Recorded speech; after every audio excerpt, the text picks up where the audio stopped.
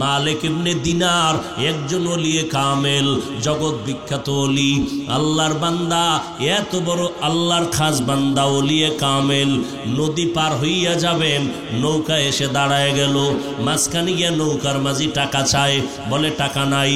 এবার নৌকার মাঝি গালাগালি শুরু করলো। মালিক ইবনে দিনার আল্লাহকে বলে, আল্লাহ তুমি আমার জীবনের কোনো আমল যদি পছন্দ করো, এর বিনিময়ে তুমি ইজ্জতের বাঁচাও। আল্লাহ দিলের মধ্যে এলকা করে দিলেন তার জবাব বুদ্ধি। আল্লাহওয়ালাদেরকে আমার আল্লাহ মাঝে মাঝে এলেমের নূর দান করেন। হঠাৎ করে আল্লাহ কেমনে সিনার মধ্যে ঢুকায় দেন। ও আল্লাহর বান্দা, তখন দেখা যায় বান্দার মধ্যে এই বুদ্ধিটা আগে ছিল না, হঠাৎ করে জবান থেকেই কথার বুদ্ধির বহির প্রকাশ হয়ে গেল। এটা আমার আল্লাহ দান করেন। এই বুদ্ধি বা এই অলৌকিক পাওয়ারের নাম হলো আল্লাহর দেওয়া নূরের একটা আলো।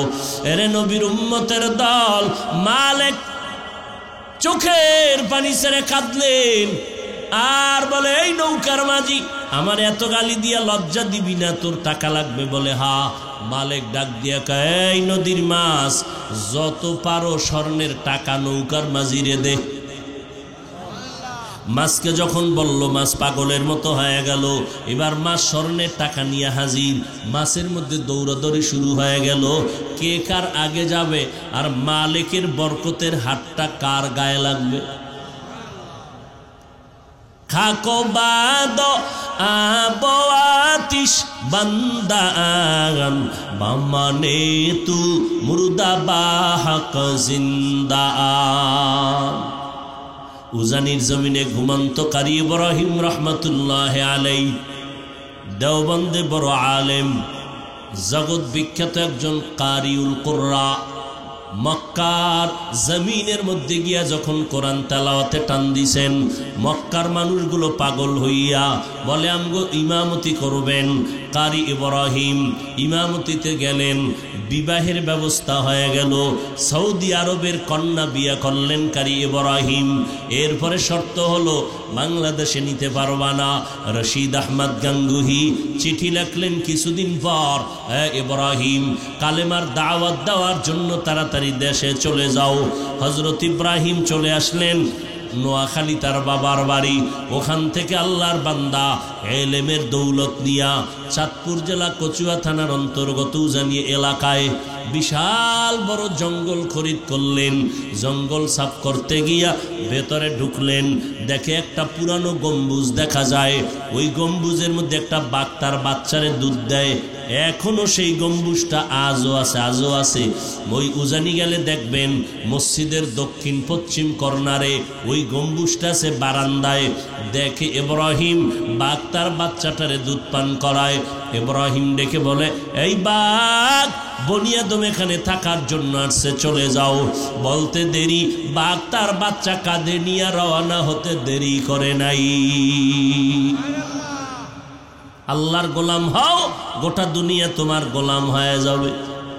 সুন্নতে নববী জীবনের আপন বানাইয়া নাও, নবীর সুন্নতির মালা গলায় লাগাও। দুনিয়ার সব তোমার সম্মান করার জন্য বাধ্য হবে। ওমরে ফারুক অর্ধজাহানের খলিফা, পুরা দুনিয়ার অর্ধেক শাসন করে হযরত ওমর। খেজুর পাতার বিছানায় কোনো চেয়ার নাই, সিংহাসন নাই। হযরত ওমর রাস্তা দিয়া চলেন, কোনো বডিগার্ড নাই, সিকিউরিটি গার্ড নাই। দুশ্মনেরা কয় একা একা চলে তো মারা সহজ, পাহারাদার নাই। খবর রাখতে থাকো গোয়েন্দারা, দেখো ওমর একা নির্জনে কোথায় পাওয়া যায়, হত্যা করবা। আল্লাহ বলেন, ওয়ামা কারু ওয়ামা কারাল্লাহ ওয়াল্লাহু খায়রুল মাকিরিন।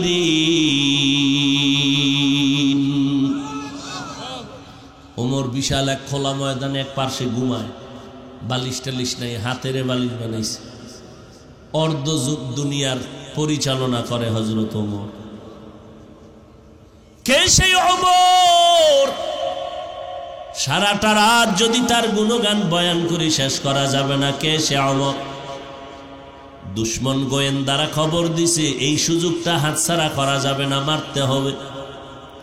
আল্লাহ কয় বান্দা তুই চাইলে কিছু হবে না, আমি মাওলা যা চাইব তাই হবে।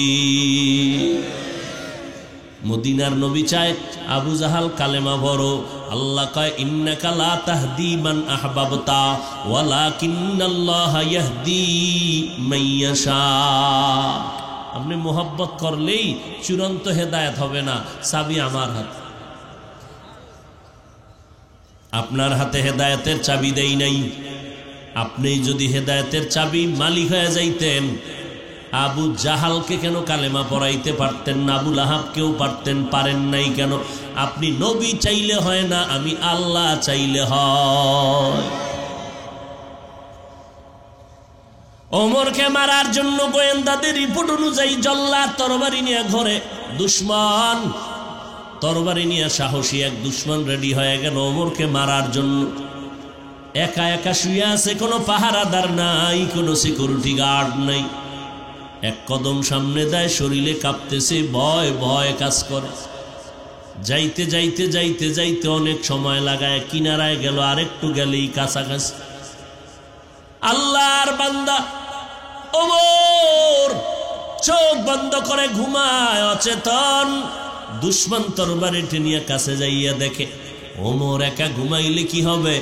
জমিনের কোনো মানুষ তারে যদিও পাহারা দেয় না, কিন্তু জঙ্গলের বাঘ ওমরের পাহারা দেয়। থাকো বাদ আবো আতিশ বন্দান বামানে তু মুর্দা বাহক জিন্দা। এরে নবীর উম্মতের দল, কেমন একজন নবী পাইছো রে যুবক, যেই নবীর জন্য গর্তের পিপিলিকা পর্যন্ত কান্না করে। ও আল্লাহ, মদিনার রওজা বাইতুল্লাহ একটু দেখায় দেও, আমি একটু দেখতে চাই। আল্লাহ কয় মক্কার কবুতর তোর পায়ের সাথে পিপিলিকারে বাজাইয়া মক্কা মদিনা দেখাইয়া জায়গায় পৌঁছাইয়া দে। এরে নবীর উম্মতের দল, ১৫০০ বছর পরেও আজকে আমি বান্দাকে চেয়ারে বসাইছে, যত কারণ আছে এর মধ্যে বড় কারণ মদিনাওয়ালা নবীর সুন্নতের বরকত। আমি যদি এখন প্যান্ট শার্ট পরে বয়ান করি, শুনবেন আপনারা? কেন? কোরআনও আছে, কণ্ঠ আছে, এরপরও শুনবে না কেন? সুন্নতের আকর্ষণ কত এটা বুঝেন। সুন্নতের পোশাকের দাম কত? এরে নবীর উম্মতের দল, ওই মায়ার নবীর চিল্লিনার যুবক, নবীর জন্য মরা গাছ পর্যন্ত কান্না করে। নবী একটা খেজুর গাছের সাথে ট্যাক লাগাইয়া খুতবা পড়ে। এবার সাহাবায়ে কেরাম অনেক অনুরোধ করি এটাকে বাদ দিয়া নতুন এক মিম্বর বানাইছে। সাহাবায়ে কেরাম বলতেছেন, মানুষ যেমন হাউমাউ করে কানলে আওয়াজ হয়, মরা গাছটার থেকে কান্নার আওয়াজ। মায়ার নবী আইসা দাঁড়ায়, কয় গাছ কেন কাঁদু? বলে নবী আপনার মায়ার কারণে আপনি আমাকে এতদিন ব্যবহার করছেন, এখন করবেন না, এই দুঃখে কান্না করি, কি চাও তুই বল। গাছ ডাক দিয়া কয় পয়গম্বর, মানুষের মতো আমারে জানাজা পড়াইয়া দাফন করবেন, আমি আপনার সাথে জান্নাতে হাসরের ময়দানে থাকব। যারা হজ করতে যাবেন বুঝেন না, আলেমরা অনেকে জানেই না, বুঝবে কিভাবে? ওই যে রসুল যেই জায়গায় দাঁড়াইয়া জুমার খুতবা দিতেন, ওই মেহরাবটা এখন ওইভাবেই আছে, ওই জায়গাটাই আলাদা রাখছে। খতিব সাহেবরা মদিনার জুমার খুতবা ওই জায়গায় দাঁড়ায় দেয়। ওই খুতবার জায়গা নবীর ইমামতির জায়গা, এর পাশে মদিনার নবীর রওজা মোবারক, মাঝখানে যেই জায়গাটুকু আছে এটাকে বলে রওজাতুম মির রিয়াজিল জান্নাহ, জান্নাতের টুকরা। ওই জায়গায় যে খুঁটিটা আছে পাথরের পিলার, মোটা এক পিলারের মাথায় আরবিতে লেখা আছে সতুনে উস্তুনে হান্নানা। ওই মরা গাছটাই খুঁটি বরাবর মাটিতে দাফন করা আছে, সেই খুঁটি এইটা উস্তুনে হান্নানা তার নাম। আরেফে রুমি আল্লামা জালাল উদ্দিন মাআরিফে মাসনবীর মধ্যে ঘটনা উল্লেখ করেছেন, উস্তুনে হান নানা আজহাজরে রসুল নালামি জাদ হামচুয়ার বাবে মরা গাছ নবীর জন্য পাগল। ওই নবীর চিল্লিনার যুবক ১৫০০ বছর পর কত বড় বড় বড় বড় বিধর্মীরা আজকে নবীর সুন্নতের আদর্শ দেখে মুসলমান হয়ে গেল। আর তোরে রাত্র নাই দিন নাই, সারাটা রাত সারাটা দিন ১২টা মাস ৩৬৫ দিন পাও ধরে দুইরা তাবলিগলারা বুঝায়, পীর সাহেবরা বুঝায়, আমরা বয়ান করি, টাইম মতো খানাও খাইতে পারি না, ঘুমাইতেও পারি না।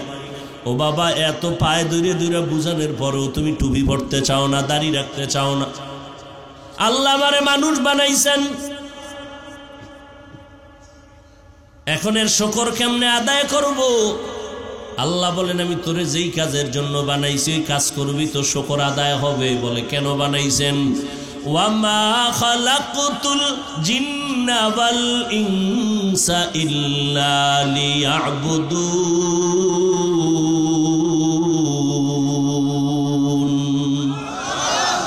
মা খালাকতুল জিন্না ওয়াল ইনসি বাখা জুজ ইবাদাত নিস্তে মাকসুদ আজাহা। আল্লাহ আমারে মানুষ বানাইছেন, এটা নেয়ামত না? আল্লাহ কয় নেয়ামত পায়া শুকর আদায় করবি, আমি বাড়ায় দিব। এখন আমি কেমনে শুকর আদায় করব? কয় আমি আল্লাহ বানাইছেন আমারে ইবাদতের জন্য, ইবাদত যদি করো তাহলে শুকর আদায় হলো। আমি আল্লাহ তোর নেয়ামত আরো বাড়ায় দিব। অর্থাৎ হয়তো তোর নেয়ামত বাড়াই আমি অন্য দিক থেকে হায়াতটারে লম্বা করে দিব, ইবাদত করা তোর জন্য আসান করে দিব। আমি আল্লাহ তোর সুস্থতার নেয়ামত বাড়ায় দিব। আমি আল্লাহ তাআলা তোর প্রত্যেকটা আমল কবুলিয়তের দরওয়াজায় নিয়ে নিব। ও বান্দা, মানুষ বানাইয়েই শেষ না, আল্লাহ বিধর্মীর ঘরেও পাঠাইতে পারতেন। আল্লাহ কয়, দেখ আমি তোর মুসলমানের ঘরে পাঠাইছি, এটা আলাদা আর একটা নেয়ামত। কি? হিন্দু ধর্ম ত্যাগ করিয়া কত মানুষ মুসলমান হয়, ইহুদি ধর্ম ত্যাগ করে অনেকে কালেমা পড়ে মুসলমান হয়। আল্লাহ কয়, তোরে কালেমা ওয়ালা ঘরের মধ্যে পাঠাইছি, তোর আলাদা মুসলমান হওয়া লাগবে না। তোর কপাল কত ভালো, কারণ আমি আল্লাহর দরবারে জান্নাত পাওয়ার জন্য মুসলমান হইয়া আসা লাগবে। আমি আল্লাহ মুসলমানের জান্নাত দিব, যারা মুসলমান না তাদের জান্নাত দিব না। ইয়া আইয়ুহাল্লাযীনা আমানুত্তাকুল্লাহা হাক্কা তুকাতিহি ওয়া লা তামুতুন্না ইল্লা ওয়া আনতুম মুসলিমুন। মুসলমান না হইয়া কেউ মরবি না। আল্লাহ তাআলা মুসলমান বানাইছেন আর এক নেয়ামত, শুকর আদায় কর, আমি আল্লাহ তোরে নিয়ামত বাড়ায় দিব। ইসলামের দরজায় যখন ঢুকবি আমি তোর সম্মান বাড়ায় দিব। কোটিপতি হইয়াও এত সম্মান পায় না একজন নামাজি কোরআন পড়নেওয়ালা নবীর সুন্নাতওয়ালা যেই সম্মান পায়। আল্লাহ বলেন, তোরে মুসলমান বানাবার পর আমি আলাদা করে তোরে আরো নিয়ামত দিলাম, তুই আখিরি নবীর উম্মত। আমি তোরে এমন একজন নবীর উম্মত বানাইছি যেই নবীর তুলনা নাই। কেমন নবী পাইলি রে গোলাম? যেই নবীর চেহারা দেখলেই পেটের ক্ষুধা নিবারণ হয়ে যায়, এমন একজন নবীর উম্মত তোরে বানাইলাম যেই নবীর জন্য সারা মাখলুকাত পাগলের মতো হইয়া আছে। এমন একজন নবীর উম্মত তোরে বানাইছি, অন্য নবীর উম্মতেরা গুনাহ করলে ঘুমের মধ্যে চেহারা পাল্টায়া যাইত। আমি আল্লাহ তোর চেহারা গুনাহ করার পরেও কেন পাল্টাই না? তুই মুহাম্মদের উম্মত। আমি তোরে মুহাম্মদের উম্মত বানাইছি, শুকর আদায় কর। বলে কেমনে করবি? কয় নবীর রেখে যাওয়া সুন্নতের আমল করো, আমি আল্লাহ তোরে আরো বাড়ায় দিব। আমি আল্লাহ তোরে জান্নাতীদের মধ্যে অন্তর্ভুক্ত করে নিব। দুনিয়াতে সুন্নতের আমলের দ্বারা মর্যাদা বাড়ায় দিব। এক বুড়ি ছোট্ট একটা ভাঙ্গা ঘরের মধ্যে বয়া রইছে, মুসা নবী পাশ দিয়া যাইতেছে। বুড়ি বলে, ও নবী, আল্লাহরে জিগাইও আমারে বানাইছে কেন? ঘর নাই, কিচ্ছু নাই, এত বানায় লাভ কি? মুসা নবী আসলেন ফেরার পথে, নবী বললেন, ও বুড়ি, আল্লাহ কইছে তুমি শুকর আদায় করো নিয়ামত। নিয়ামত পাইলে না শুকর আদায় করো? নিয়ামতই তো নাই, না খাওন না ঘুম, ঘর আছে তাও দরজা নাই। এই কথা বলার পরে একটা বিশাল বড় বাতাস আইসা ওই ঘর ডুল হয়ে গেছে। এইবার বুড়ি বুঝছে যে এটাও আমার জন্য একটা কি ছিল, নিয়ামত। এভাবে একটা একটা নিয়ামত যদি গণনা করো তো কিয়ামত পর্যন্ত শেষ করতে, যত নিয়ামত দিছেন আমার আল্লাহ, শুকর আদায় করো তার, কৃতজ্ঞতা প্রকাশ করো তার। নবী বলেন, মান লাম ইয়াশকুরিন নাস লাম ইয়াশকুরিল্লাহ। যারা মানুষের প্রশংসা করতে জানে না আর আল্লাহটাও পারে না। ওয়া ইন তাউদ্দু নি'মাতাল্লাহি লা তুহসুহা। গণনাও যদি করো তারপর আমার নিয়ামতের সীমান্তে যেতে পারবা না। এত নিয়ামত আমি তোমাকে দান করেছি।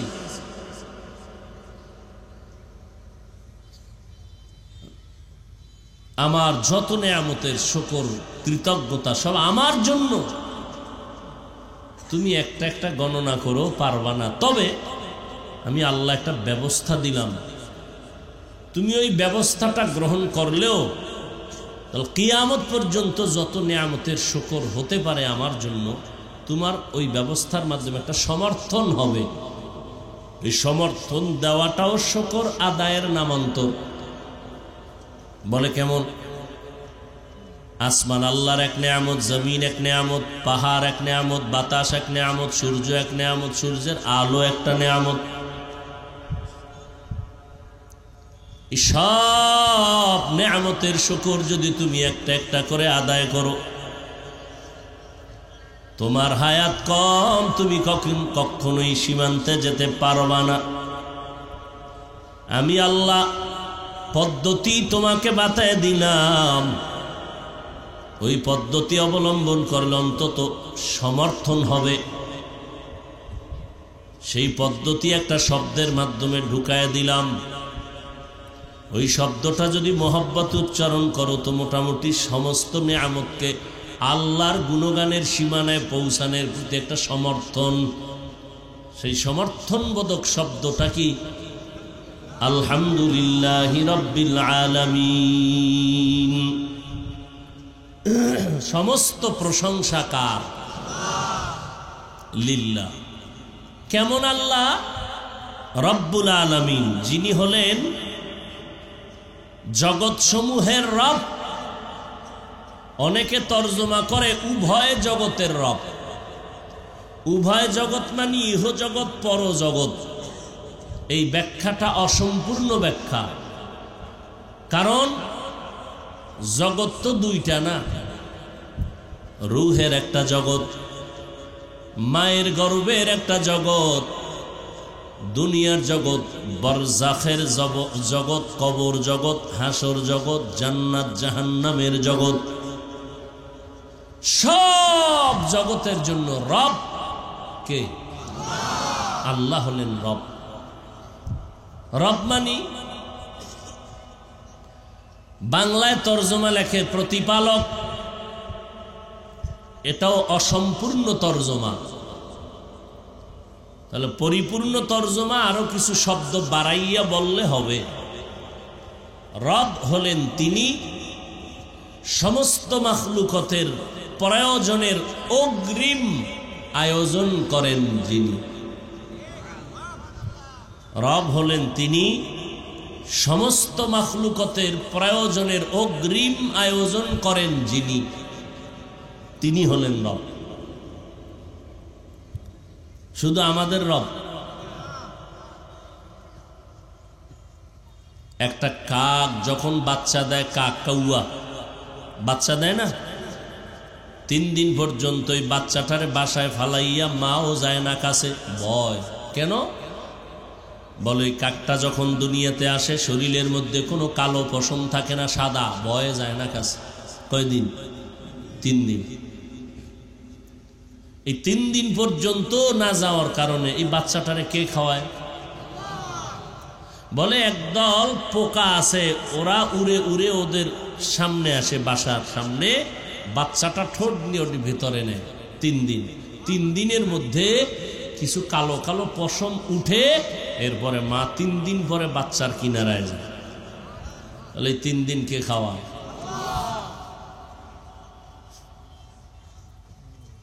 আল্লাহ বলেন,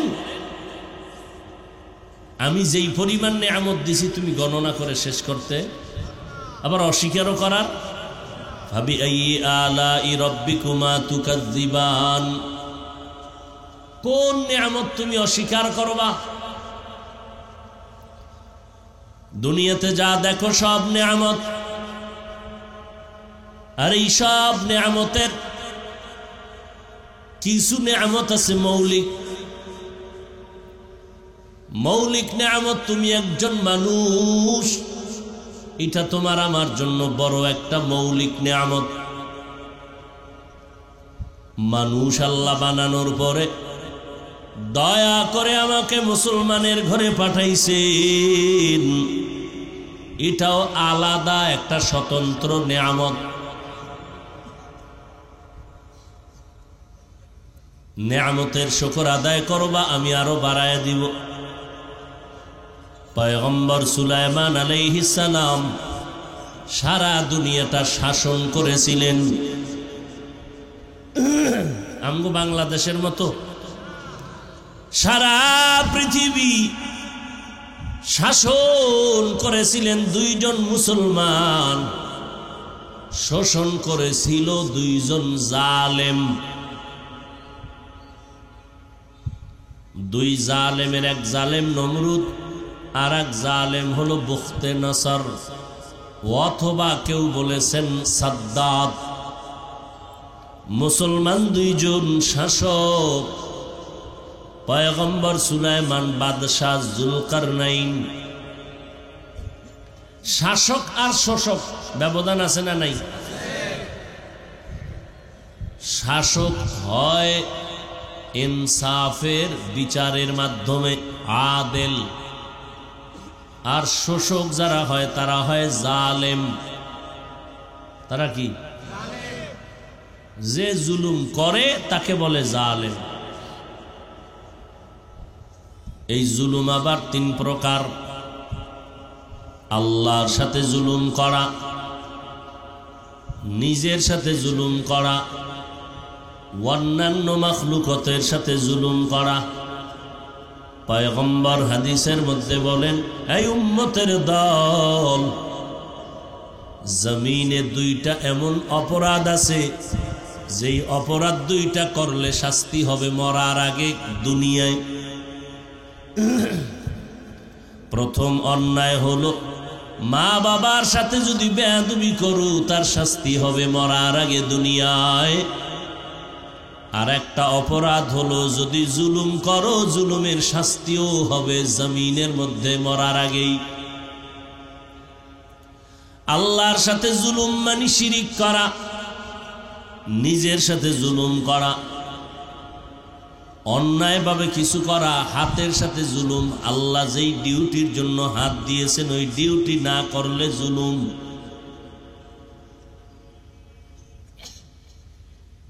যদি বান্দা ডিউটি ঠিক মতো করো তার নাম হবে ইনসাফ, আদল।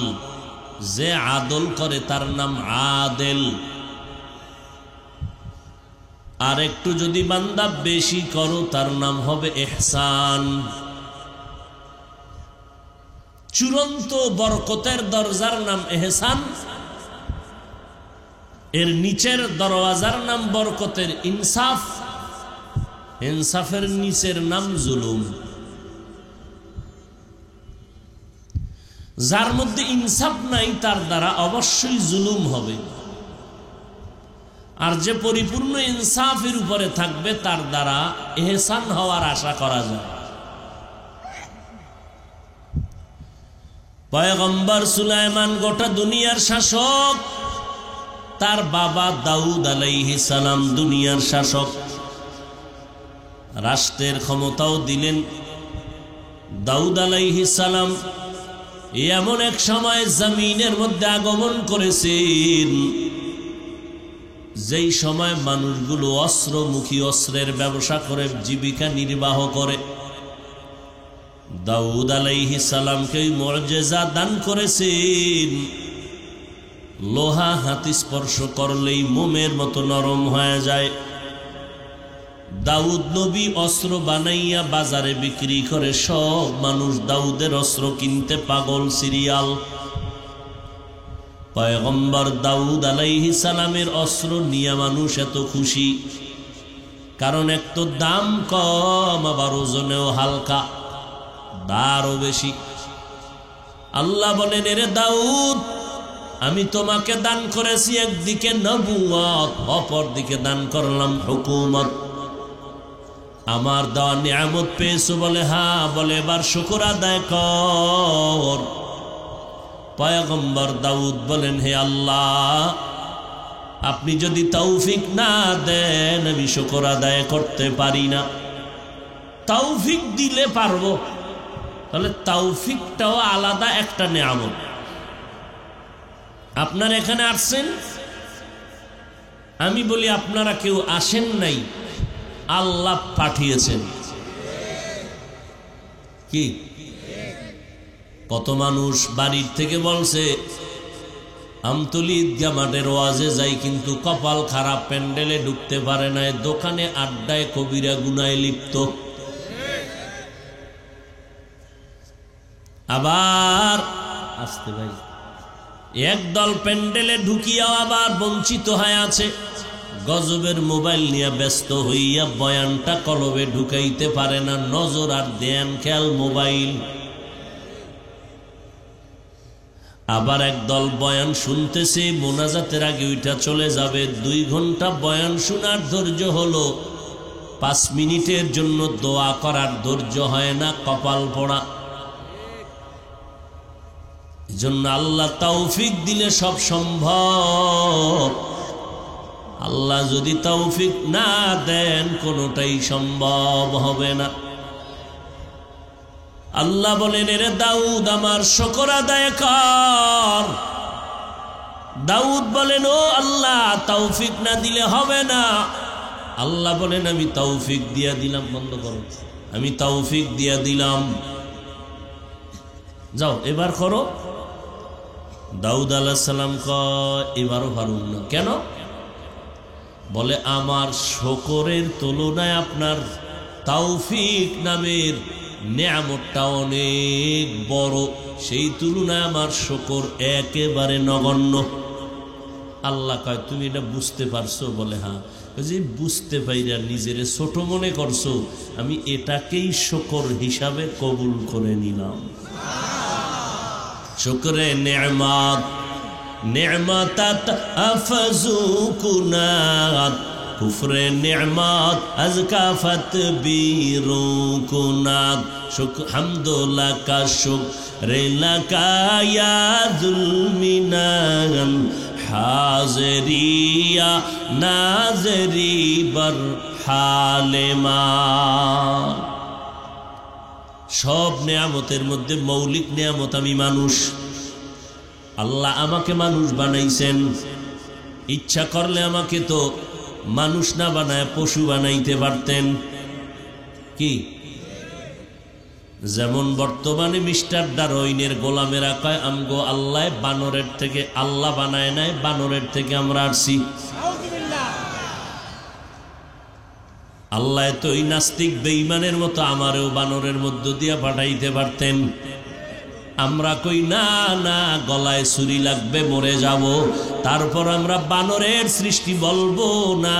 আমাদের স্রষ্টা আমার আল্লাহ, আমরা আদমেরই সন্তান, আমরা মানুষ, আমরা পশু নয়। আমরা মানুষ। পশু যারা, এদের জবানের আওয়াজও পশুর মতো। যেমন একজন শিক্ষিত MBBS ডাক্তার মুসলমানের ঘরে জন্ম নেওয়ার পর, MBBS ডাক্তার অনেক শিক্ষা অর্জন করার পর এবার বলে, আমি মহিলা মানুষ, আমার পেটে বাচ্চা নেওয়ার অধিকার আমার। একজন স্বামীরে আমি বানাইয়া তার থেকেই বাচ্চা নিবে, এটা কেমন কথা? এটা তো একচাটিয়া জুলুম করছে। আল্লাহ বড় জালেম।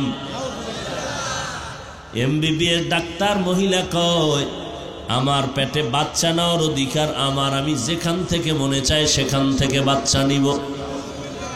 একজন এমবিবিএস ডাক্তার এই কথা বলার দ্বারা প্রমাণ করলো, যেখান থেকে মনে চায় সেখান থেকে বাচ্চা আমগো দেশে কুকুর নিরা নেয়, কোনো মানুষ নেয় না। কুত্তায় বাচ্চা নেওয়ার কোনো নির্দিষ্ট স্বামী আসেনি। তাহলে কোনো মানুষ যদি বলে আমিও যেখান থেকে মনে চায় সেখান থেকে পেটে বাচ্চা নিব, এর থিওরি আর কুত্তার থিওরির ব্যবধান কি? এরা আল্লাহ বানাইছে মানে না, এগো বানরের থেকে হইছে মনে হয়। আল্লাহ হেদায়াত দান করুন। আরো জোরে বলেন।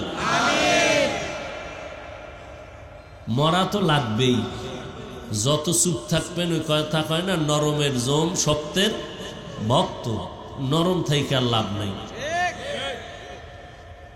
কারণ নাস্তিকগুলো এরা দেখতেছে এই বাংলাদেশে ওরা মাস্তানি করে আগাইতে পারে না, এরপরও খোঁচাইতেই চায়। তার মানে নিজেও খামু না, তোরাও খাইতে দেব না। কুত্তার মেজাজ নিয়ে থাকে। আমরা হিন্দুদের বিরুদ্ধে বলি না, খ্রিস্টানের বিরুদ্ধে বলি না, ইহুদির বিরুদ্ধে বলি না, আমরা মুসলমানের ভাতে পায় দইরা মুসলমানিত্ব ঠিক রাখার বয়ান করি। নামাজ পড়ো, রোজা রাখো, পর্দা করো, হালাল খাও, মা বাবার খেদমত করো, গালি দিও না, গীবত করিও না, অন্যের হক নষ্ট করিও না, কত সুন্দরভাবে বয়ান করি। এরপরও নাস্তিকগুলো খালি ধাক্কাইতেই থাকে। ওই ইসলামের উপর আক্রমণ, মুসলমানের উপর আক্রমণ। আবার একদল মৌলবীও টাকা দিয়া খরিদ কইরা মুসলমানের পেছনে লাগাই দিছে। কারণ মুসলমান যেই কোরআন দিয়া বয়ান করে, এই কোরআনের উপরে সন্দেহ ঢুকায় দাও, বাস ফট করে বলে ফেললো কোরআন পুরাটা মানা যাবে না, কোরআনের মধ্যে কিছু কিছু জায়গায় ভেজাল আছে। আওয়ামী লীগ ওয়ালারাও কয় নাই, বিএনপি ওয়ালারাও বলে নাই, বলেছে কে? বাংলাদেশের একজন বড় টাইটেলওয়ালা মাওলানা, সে বলে কোরআনে জাল আছে। বলে কেমন? হাদিসের থেকেও বেশি। আবার এক মাওলানা বলে কালেমা লা ইলাহা ইল্লাল্লাহ মুহাম্মাদুর রাসূলুল্লাহ এটা পড়িও না, এটা কুফরি। আবার এক মাওলানা বলে ওমরে ফারুকের কথা মানা যাবে না, সে ভণ্ড বেদাতি। মাওলানা সব আমগো থেকে অনেক উঁচু মাকামের, তারা বিশাল টাইটেলওয়ালা। এদের জবান থেকে এই সমস্ত কথা বের হচ্ছে ইদানি। তো নাস্তিকের জুতা দিব কখন? এটারে না আগে সাইজ করা দরকার।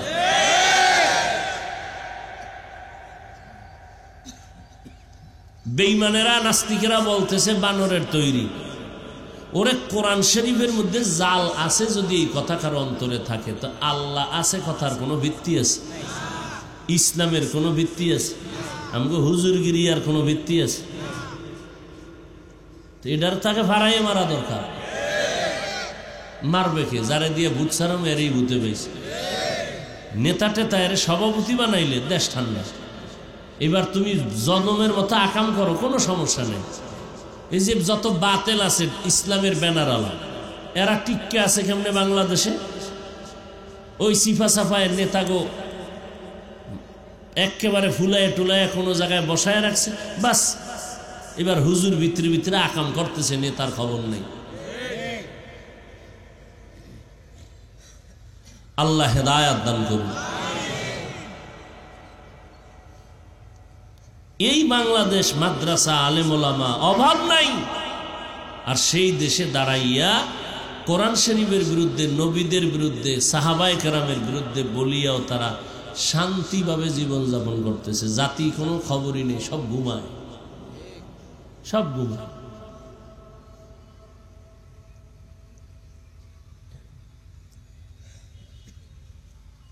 আমি বলি এই জন্য অনেকে আমারও উল্টো দিকে নেয়। আমারে উল্টো দিকে নেওয়ার তো সেই প্রবণতা, ধারাবাহিকতা আগের থেকেই। লাইনের আলেমরা কয়, এক জায়গায় সেদিন বয়ান করছি, বলে এটি কি বয়ান করার জন্য ওনারে আনা হয়েছে? পরে আমি বললাম যে ওই আলেমগুলো যদি পাইতাম কপালে একটু দাগ দিয়ে দিতাম যে তুইও নাস্তিকদের পা চাটা গোলাম। তোর মতো আলেমকেই রসুল বলে গেছেন পৃথিবীর নিকৃষ্ট খারাপ একদল হবে ওলামা, তোদেরকে বলে গেছে।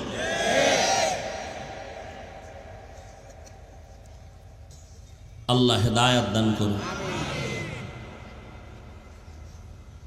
হায় হায়, আল্লাহ হেফাজত করছে। সরমনের কোনো মাওলানারা বলে না, তাই উভয় আছেন না। দেওবন্দি কোনো মাওলানা বলে নাই কোরআনে জাল, কালেমা কুফুরি। তাহলে মনে হয় মানববন্ধন করত ওই ইসলামের ব্যানারওয়ালা মুনাফেকেরা।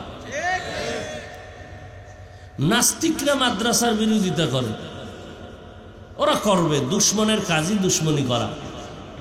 কিন্তু মাওলানা হইয়া আবার মাদ্রাসার বিরোধিতা করে কেন? আমাদের এই জন্য বলছি এখন আর চুপচাপ থাকার কোনো কায়দা থাকিও লাভ নেই, মরতে তো হবেই। আপনি এদিকে মরেন আর সেদিকে মরেন, মরণ যেহেতু লাগবেই, গামছাটা বান্ধেই ভালো। আল্লাহর ব্যাপারে, রসুলের ব্যাপারে, কোরআনের ব্যাপারে, হাদিসের ব্যাপারে, ইসলামের ব্যাপারে কোনো ছাড় দেওয়া হবে না, কোনো ছাড় নেই। আমি ঘরের দরজা আটকাইয়াও যদি নিরাপদে থাকি, এরপরও আজরাইল আইব তো।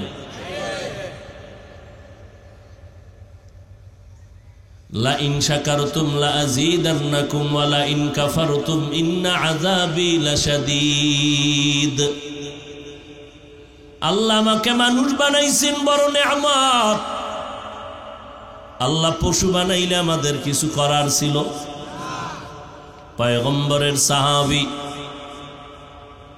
জান্নাতি সাহাবী আবু বকর সিদ্দিক রাদিয়াল্লাহু তাআলা আনহু একটা বকরির বাচ্চা হাতের মধ্যে নিয়ে কয়, রে বাচ্চা, তোর কপাল কত ভালো, আমি আবু বকরের কত ভয়। তোরই বাঁচতে আস্তে বড় হবি, বনি আদমরা তোরে জবাই করে খাইয়া শক্তি অর্জন করে ইবাদতে কাটাবে, তোর জান্নাত নাই, জাহান্নাম নাই। আর আমি আবু বকরের আল্লাহ বানাইছেন মানুষ, আমার সামনে জান্নাত আছে, জাহান্নাম আছে। কবরে জানি কত বছর আমাকে পড়ে থাকতে হয় ওই অন্ধকার ঘর। আজকে যদি আমি তোর মতো বকরি হয়ে যাইতাম, আমার কোনো হিসাব লাগতো না। অথচ জান্নাতি সাহাবাদের মধ্যে প্রথম কে? আবু বকর সিদ্দিক রাদিয়াল্লাহু আনহু। কি পরিমাণ জাহান্নামের অন্তরে ভয়! আল্লাহর মোহব্বত নিয়ে বান্দা চলেন। আল্লাহ বলে, রে বান্দা, তোরে মানুষ বানাইছি, এটা বড় নেয়ামত, শুকর আদায় করবি। শুধু আলহামদুলিল্লাহ বললে শুকর আদায়ের হক আদায় হবে না, শুধু আলহামদুলিল্লাহ বললে হবে। একজনে 100 বিশাল এক তসবিহ কিনছে, 1000 দানা, এখন শুকর আদায় করে আলহামদুলিল্লাহ আলহামদুলিল্লাহ আলহামদুলিল্লাহ। 100 বার হইলি একটা বিড়ি, কি শুকর আদায় হবে? তোমার আলহামদুলিল্লাহর কোনো দাম নাই। তাহলে হাকিকাতে শুকর কি? আল্লাহ যেই কাজের জন্য যা বানাইছেন ওই জিনিসটা ওই কাজে ব্যবহার করার নাম হলো আসল শুকর। মানুষের অন্তরের মধ্যে মোহাব্বত বাড়ায় দিব, সুন্নতের আমল কর, আমি আল্লাহ অন্য মাখলুকতের মধ্যে মোহাব্বত বাড়ায় দিব। ওরে তখন দেখবি মানুষ তোরে সম্মান শুধু করে না, জিনেরাও সম্মান করবে, তোরে হরিণরাও সম্মান করবে, বাঘ তোরে সম্মান করবে, নদীর মাছ তোরে সম্মান করবে। মালিক ইবনে দিনার একজন ওলিয়ে কামেল, জগৎ বিখ্যাত ওলি, আল্লাহর বান্দা, এত বড় আল্লাহর খাস বান্দা ওলি আউলিয়া কামেল নদী পার হইয়া যাবেন, নৌকা এসে দাঁড়ায় গেল। মাঝখানে গিয়া নৌকার মাঝি টাকা চায়, বলে টাকা নাই। এবার নৌকার মাঝি গালাগালি শুরু করলো।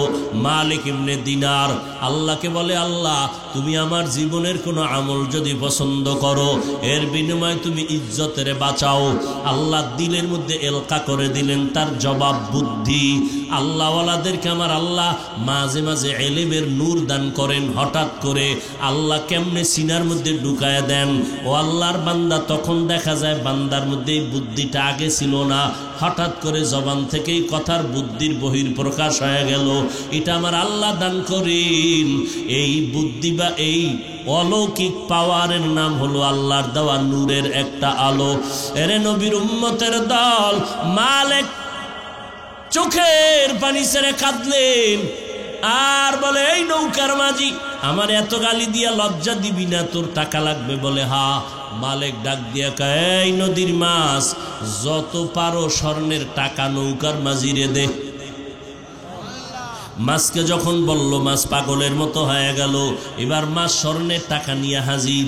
মাছের মধ্যে দৌড়াদৌড়ি শুরু হয়ে গেল, কে কার আগে যাবে আর মালিকের বরকতের হাতটা কার গায়ে লাগবে।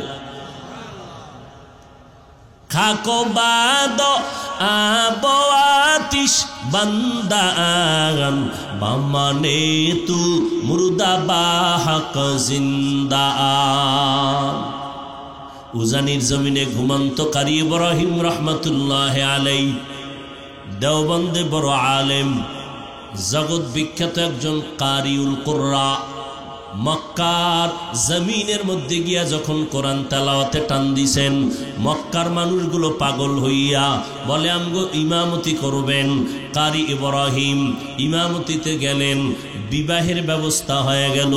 সৌদি আরবের কন্যা বিয়া করলেন কারি ইব্রাহিম।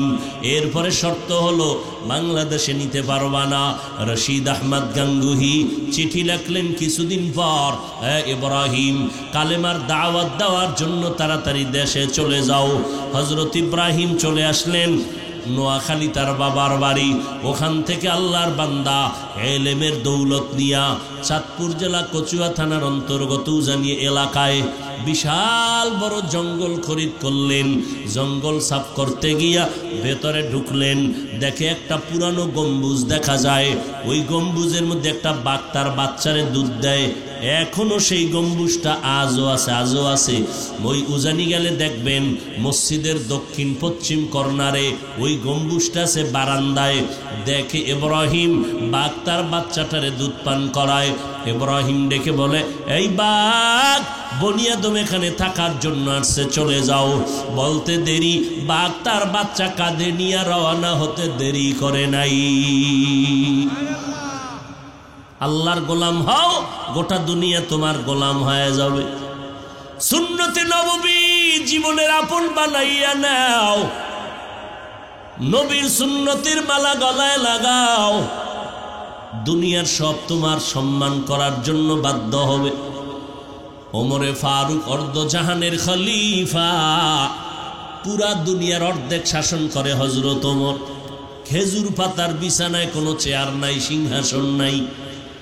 হযরত ওমর রাস্তা দিয়া চলেন, কোনো বডিগার্ড নাই, সিকিউরিটি গার্ড নাই। দুশ্মনেরা কয় একা একা চলে তো মারা সহজ, পাহারাদার নাই। খবর রাখতে থাকো, গোয়েন্দারা দেখো ওমর একা নির্জনে কোথায় পাওয়া যায়, হত্যা করবা।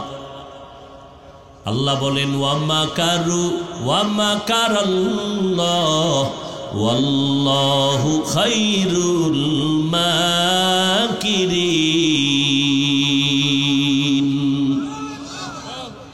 ওমর বিশাল এক খোলা ময়দানে এক পার্শ্বে ঘুমায়, বালিশ টালিশ নাই, হাতের বালিশ বানাইছে। অর্ধ যুগ দুনিয়ার পরিচালনা করে হযরত ওমর। কে সেই ওমর?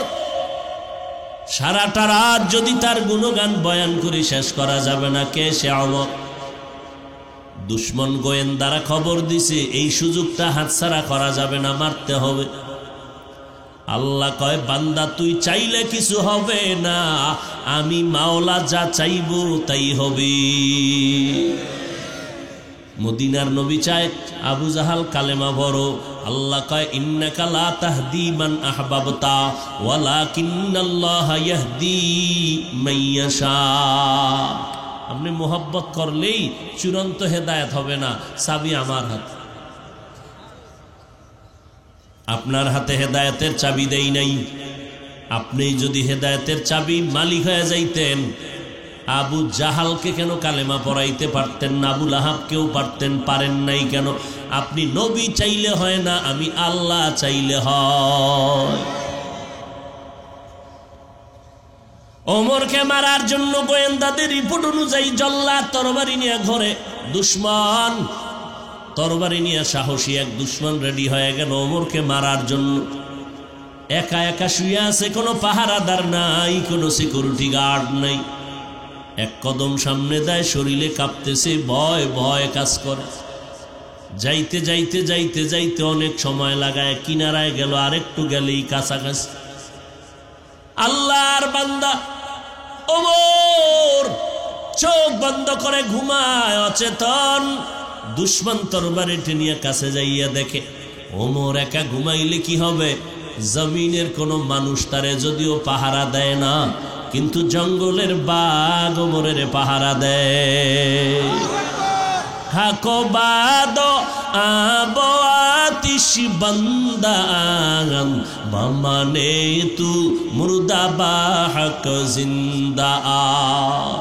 এরে নবীর উম্মতের দল, কেমন একজন নবী পাইছরে যুবক, যেই নবীর জন্য গর্তের পিপিলিকা পর্যন্ত কান্না করে। ও আল্লাহ, মদিনার রওজা বাইতুল্লাহ একটু দেখায় দেও, আমি একটু দেখতে চাই। আল্লাহ কয় মক্কার কবুতর, তোর পায়ের সাথে পিপিলিকারে বাজাইয়া মক্কা মদিনা দেখাইয়া জায়গায় পৌঁছাইয়া দে। এরে নবীর উম্মতের দল, ১৫০০ বছর পরেও আজকে আমি বান্দাকে চেয়ারে বসাইছি। যত কারণ আছে এর মধ্যে বড় কারণ মদিনাওয়ালা নবীর সুন্নতের বরকত। আমি যদি আমি প্যান্ট শার্ট পরে বয়ান করি, শুনবেন আপনারা? কেন? কোরআনও আছে, কণ্ঠ আছে, এরপরও শুনবে না কেন? সুন্নতের আকর্ষণ কত এটা বুঝেন। সুন্নতের পোশাকের দাম কত? এরে নবীর উম্মতের দল, ওই মায়ার নবীর চিল্লিনার যুবক, নবীর জন্য মরা গাছ পর্যন্ত কান্না করে। নবী একটা খেজুর গাছের সাথে ট্যাক লাগাইয়া খুতবা পড়ে। এবার সাহাবায়ে কেরাম অনেক অনুরোধ করি এটাকে বাদ দিয়া নতুন এক মিম্বর বানাইছে। সাহাবায়ে কেরাম বলতেছেন, মানুষ যেমন হাউমাউ করে কানলে আওয়াজ হয়, মরা গাছটা থেকে কান্নার আওয়াজ। মায়ার নবী আইসা দাঁড়ায় কয়, গাছ কেন কাঁদু? বলে নবী, আপনার মায়ার কারণে আপনি আমাকে এতদিন ব্যবহার করছেন, এখন করবেন না, এই দুঃখে কান্না করি, কি চাও তুই বল। গাছ ডাক দিয়ে কয়, পয়গম্বর, মানুষের মতো আমারে জানাজা পড়াইয়া দাফন করবেন, আমি আপনার সাথে জান্নাতে হাসরের ময়দানে থাকব। যারা হজ করতে যাবেন বুঝেন না, আলেমরা অনেকে জানেই না, বুঝবে কিভাবে? ওই যে রসুল যেই জায়গায় দাঁড়াইয়া জুমার খুতবা দিতেন, ওই মেহরাবটা এখন ওইভাবেই আছে, ওই জায়গাটাই আলাদা রাখছে। খতিব সাহেবরা মদিনার জুমার খুতবা ওই জায়গায় দাঁড়ায় দেয়। ওই খুতবার জায়গা নবীর ইমামতির জায়গা, এর পাশে মদিনার নবীর রওজা মোবারক, মাঝখানে যেই জায়গাটুকু আছে এটাকে বলে রওজাতুম মির রিয়াজিল জান্নাহ, জান্নাতের টুকরা। ওই জায়গায় যে খুঁটিটা আছে পাথরের পিলার, মোটা এক পিলারের মাথায় আরবিতে লেখা আছে সতুনে উস্তুনে হান্নানা। ওই মরা গাছটাই খুঁটি বরাবর মাটিতে দাফন করা আছে। সেই খুঁটি এইটা উস্তুনে হান্নানা তার নাম। আরেফে রুমি আল্লামা জালাল উদ্দিন মাআরিফে মাসনবীর মধ্যে ঘটনা উল্লেখ করেছেন, উস্তুনে হান নানা আজহাজরে রসুল নালামি জাদ হামচুয়ার বাবে অকু। মরা গাছ নবীর জন্য পাগল। ওই নবীর চিল্লিনার যুবক ১৫০০ বছর পর কত বড় বড় বড় বড় বিধর্মীরা আজকে নবীর সুন্নতের আদর্শ দেখে মুসলমান হয়ে গেল। আর তোরে রাত্র নাই দিন নেই, সারাটা রাত সারাটা দিন 12টা মাস 365 দিন পাও ধরে দুইরা তাবলিগলারা বুঝায়, পীর সাহেবরা বুঝায়, আমরা বয়ান করি, টাইম মতো খানাও খাইতে পারি না, ঘুমাইতেও পারি না। ও বাবা, এত পায়ে দৌড়ে দৌড়ে বুঝানোর পরেও তুমি টুপি পড়তে চাও না, দাড়ি রাখতে চাও না। ও আল্লাহর বান্দারা কি মনে করছো হুজুরদের কথা বুঝি মিথ্যা? ঠিক আছে, আমি মেনে নিলাম, তোমার 1 মিনিটের জন্য হুজুরদের কথা মানার দরকার নেই। এবার আল্লাহ তোমার হাতে একটা গজব উঠায় দিছে বেঈমানের দ্বারা, তোমার হাতে গজবের মোবাইল আছে। তুমি বাংলা ভাষা ভালোই বুঝো, যাও আজকে ঘরে গিয়া তুমি মোবাইলে ডাউনলোড করো, বাংলা কোরআন লিখে সার্চ দাও। এবার 30 পারা কোরআন তোমার মোবাইলে ডাউনলোড করে নাও, 114 সূরা সিরিয়ালে চলে আসবে। তুমি ঘুমের সময় মাঝে মাঝে 1 পৃষ্ঠা 2 পৃষ্ঠা করে বাংলায় তরজমাগুলো দেখো, পারলে ব্যাখ্যা পড়ো। 1500 বছর পর্যন্ত এই কোরআনে একটা ভুল কেউ বের করতে পারে না, অপচেষ্টা করেছিল বহু বেঈমান, পারে নাই তো পারেই নাই, বরং কালেমা পড়ে মুসলমান হয়ে গেল। ওই আল্লাহর কোরআন সত্য, আজও পর্যন্ত একটা নক্তার ভুল কেউ বের করতে পারে নাই। আমার আল্লাহ তো এমনিই চ্যালেঞ্জ দিয়ে রাখছেন, পারলে বের কর। এখনো যদি কোরআনের ভুল বের করে দিতে পারো, দাড়ি টুপি ফালাইয়া নাচ গান করবো আর নামাজ পড়বো না, মসজিদগুলো ভেঙ্গে দিব, পারবি না রে বাবা। ওই কোরআনটা চূড়ান্ত সত্য। এ যুবকেরা, আল্লাহর মোহাব্বতের দিল থেকে বল, ওই কোরআনে জান্নাত জাহান্নামের বয়ান আসেনি? ওই কোরআনের মধ্যে স্পষ্ট আল্লাহ জান্নাতের বয়ান করেছেন, জাহান্নামের বয়ান করেছেন। জান্নাতে কারা যাবে তাও বলেছেন, জাহান্নামে কারা যাবেন তাও বলেছেন। ও আল্লাহর বান্দারা, যারা নেক আমল করবে তারা জান্নাতি যাবে, যারা গুনাহ করবে তারা জাহান্নামের পরিণাম ফল ভোগ করবে। জান্নাতটা কেমন হবে আল্লাহ তাও বয়ান করে বলেছেন, মা তাশতাহি আনফুসুকুম, এমন এক শান্তির জায়গা জান্নাত, যা চাইবা চাওয়ার আগেই পেয়ে যাইবা। তাজরি মিন তাহতিহাল আনহার, যেই জান্নাতের তলদেশে নহর থাকবে, নহর, মধুর নহর, দুধের নহর, পানির নহর। এমন সুন্দর জান্নাত, তোমারে ফেরেশতারা মারহাবা দিয়া স্বাগতম দিয়া জান্নাতে নিবে। সালামুন আলাইকুম তিবতুম ফাদখুলুহা খালিদিন। এমন সুন্দর জান্নাত, যে ছোট জান্নাত পাবে 10টা দুনিয়ার সমান, এই 10 দুনিয়ার সমান জান্নাত পাইয়াও হাসরের ময়দান আফসোস করবে, বড় ভিআইপি জান্নাতটা যদি পাইতাম কলিজা ঠান্ডা হয়ে যাইত। এরে নবীর উম্মতের দল, আর যারা গুনাহ নিয়ে কবরের মধ্যে যাবে, আল্লাহ পাক কোরআনে বলেন, ওয়া ইন্নাল ফুজ্জার লাফি জাহিম, গুনাহগারের জন্য জাহান্নাম। জাহান্নামটা কেমন ভয়ঙ্কর আল্লাহ কোরআন শরীফের মধ্যে বয়ান করেছেন। ওয়াইলুল লিকুল্লি হুমাজাতিল লুমাজা আল্লাযী জামাআ মালান ওয়া আদ্দাদা। ও আল্লাহর বান্দাই সূরাগুলোর তরজমা পড়িয়া দেখো। এরে নবীর উম্মতের দল, একটু মাওলার কোরআনটা হাতে নিয়ে দেখ। যেই কোরআন ধরলে সওয়াব, পড়লে সওয়াব, যেই কোরআনটা বান্দা তাকায়া দেখবা তাতেও সওয়াব। যদিও কোনো মাওলানা নামের কুলাঙ্গারেরা বলে কোরআন শরীফের অর্থ না জানিয়া পড়লে লাভ নাই, এদের চিহ্নিত করে নাও, এরা ইসলামের ব্যানারওয়ালা বেঈমানের দালাল। মদিনার নবী 1500 বছর আগেই বলে গেছেন, এরা উলামা নামের কলঙ্ক। এরে নবীর উম্মতের দল, ওই জাহান্নামের আয়াতগুলো পড়তে থাকো। আল কারিআতু মাল কারিআ ওয়া মা আদরাকা মাল কারিআ ইযা যুলজিলাতিল আরদু জিলজালাহা ওয়া আখরাজাতিল আরদু আসকালাহা ওয়া ক্বালাল ইনসানু মা লাহা আলহাকুমুত তাকাসুরু হাত্তা যুরতুমুল মাকাবির কাল্লা সাওফা তা'লামুন সুম্মা কাল্লা সাওফা তা'লামুন। এই সূরাগুলো জাহান্নামের বয়ান। আমার মায়ার নবী আম্মা জান আয়েশা রাদিয়াল্লাহু আনহা বলতেছেন, আমি একদিন তাকাইয়ে দেখি আমার মায়ার নবী আমার রুমে বসে বসে গুনগুন গুনগুন করে কান্না করে। আমি আয়েশা ভয় পেয়ে গেলাম, ও নবী আপনি কাঁদেন কেন? আমি আয়েশা কোনো বেয়াদবি করছি নাকি? আল্লাহর নবী বলেন, না আয়েশা তুমি কেন বেয়াদবি করবা? আম্মা জান বলেন, পয়গম্বর পর আমি আয়েশার 6 বছরে আপনার সাথে বিয়া হলো, 9 বছর বয়স আমি আপনার ঘরে আসছি, মাত্র আমার 13-14 বছর বয়স, আমার ভুল তো হতেই পারে, এই কারণে কাঁদেন। নবী কয় না রে আয়েশা। আম্মা জান বলেন তো কেন কাঁদছেন?